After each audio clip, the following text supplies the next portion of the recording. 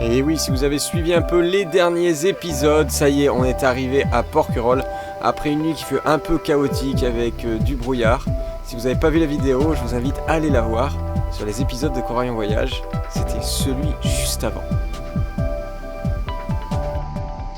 Alors elle me dit c'est moi qui vais décrocher l'annexe aujourd'hui. Et si jamais je tombe à l'eau, eh ben ma réponse a été je vais vite chercher la GoPro quoi.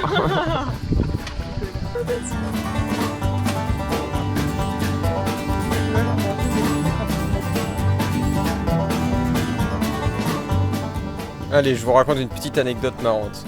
Là vous voyez que je vais gratter la coque parce qu'en fait on avait mis de la peinture sur le capteur du sondeur, du profondimètre.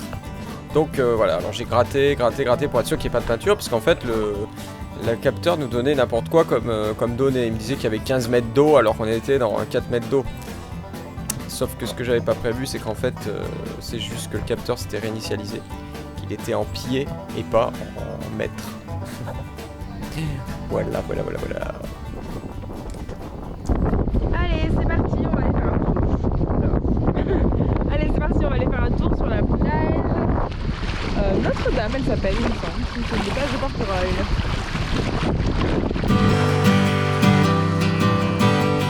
Et voilà, on est sur la plage Notre-Dame à Porquerolles.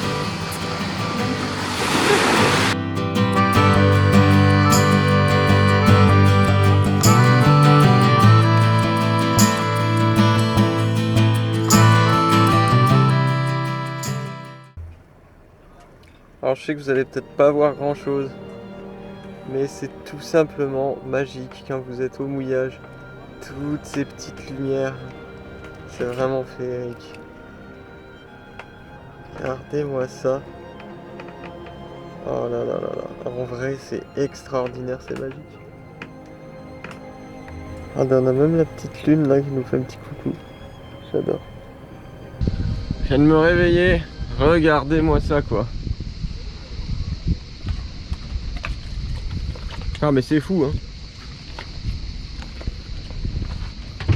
Premier paradis du monde, Porquerolles. On va faire le tour je pense de Porquerolles, aller derrière Porquerolles et puis peut-être je sais pas faire le tour de Porquerolles. Je sais pas après si on trace, donc vous le saurez dans peut-être 2 minutes de la vidéo. Mais moi à l'heure actuelle je sais pas encore si on trace vers les îles de l'Érins ou un truc comme ça, ou si on va passer la nuit à Porquerolles. On va voir. Elle me dit bon alors c'est bon on est parti et là elle fait Angle mort. coup de tête vers la droite, angle mort. C'est bon, elle s'est crue en voiture. Elle s'est crue en voiture. Alors du coup on se dirige vers Porquerolles. Malheureusement il n'y a pas du tout de vent en fait. Donc je pense qu'on va devoir faire les 2 heures au moteur malheureusement. On espère pouvoir mettre les voiles à un moment. Mais pour l'instant ça s'annonce pas terrible. Déjà qu'il n'y a pas de vent, en plus on se tape un petit problème de pilote auto qui essaie de se faire la malle. Aujourd'hui ça va pas fort hein. Du coup le capitaine trouve une solution low price, franchement on est pas mal. Écoutez, tant que ça tient c'est le principal hein. Mais les critiques voilà. Donc, voilà bon. Bah tout à l'heure je rigolais mais en fait le pilote a vraiment lâché. Voilà, donc on se retrouve arrêté en plein milieu de la mer avec ce pilote complètement mort. Mais bon, ça va, je pense qu'on va pouvoir le réparer parce que rien n'est cassé. La couronne n'est pas cassée, donc il suffit juste de la remettre, de tout bien refermer et normalement ça devrait repartir, on espère. Mais vraiment ce pilote il commence à nous inquiéter parce qu'il lâche de plus en plus souvent, alors vraiment qu'on pense à en racheter un nouveau.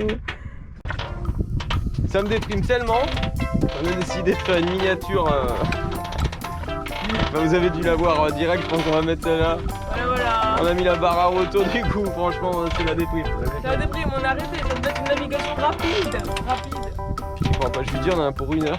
Et là on est parti pour encore 4 heures quoi. Alors toute la technique est de vouloir faire rentrer cette sangle que vous voyez là, cette courroie, dans ce truc. dans ce... Oh et merde. Sans que ça sorte des roues, c'est très important. Évidemment c'est super facile quoi, super facile, surtout quand on est en mer, que ça bouge dans tous les sens quoi. Assez marrant de ce pilote auto, la réparation. Il faut arriver à mettre ce truc dans le truc au moment où ça tourne. Il y a un ergot en fait à passer. Voilà, dans ce petit creux. Sauf que comme on est en mer, ça bouge le safran. Ça fait... Vas-y. Vas-y la tier. Voilà. Ah bah non. C'est bien et maintenant c'est... Ah non il y a ça mais c'est aussi dans le truc. Ouais. Oh là là, misère. Misère, comme dirait ma grand-mère, misère.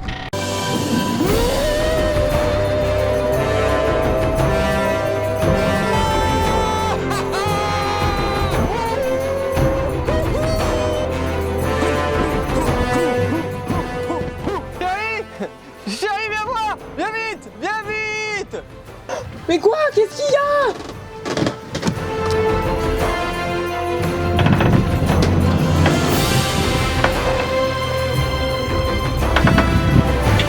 Et bah il y a 7 nœuds de vent, on a pu mettre les voiles et on avance à 2 nœuds. Bah chérie, chérie, bah chérie.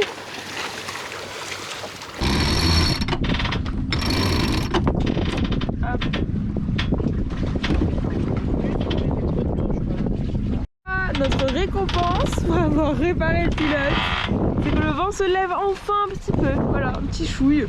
Donc on a pu sortir les voiles. Voilà, je vois que le capitaine est ravi de cette nouvelle. Parce que voilà, lui, le vent, vous savez, c'est une histoire très particulière entre eux.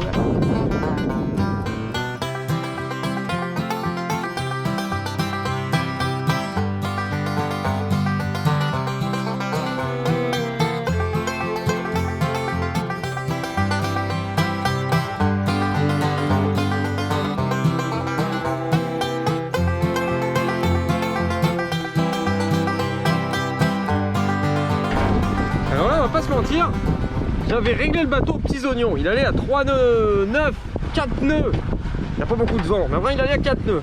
Franchement je me dis là on est top, Et je me dis bah allez, je suis sûr que je peux gagner encore un peu, 0,3, 0,4 nœuds, vous voyez, il y a un petit peu de vitesse quoi.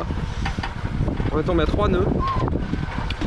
Et depuis j'arrive plus à refaire les réglages que j'avais fait. C'est dingue des fois, faut que ça marche. Alors résultat quand ça marche, vous touchez à bip. Là vous pouvez voir un magnifique île de Port-Cros. C'est vraiment incroyable, c'est resté assez nature. Et ces coins là on peut les voir qu'en bateau finalement.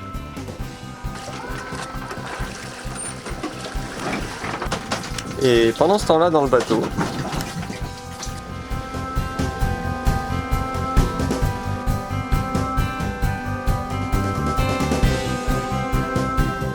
regardez-moi ça, c'est cool. Oh là là là là.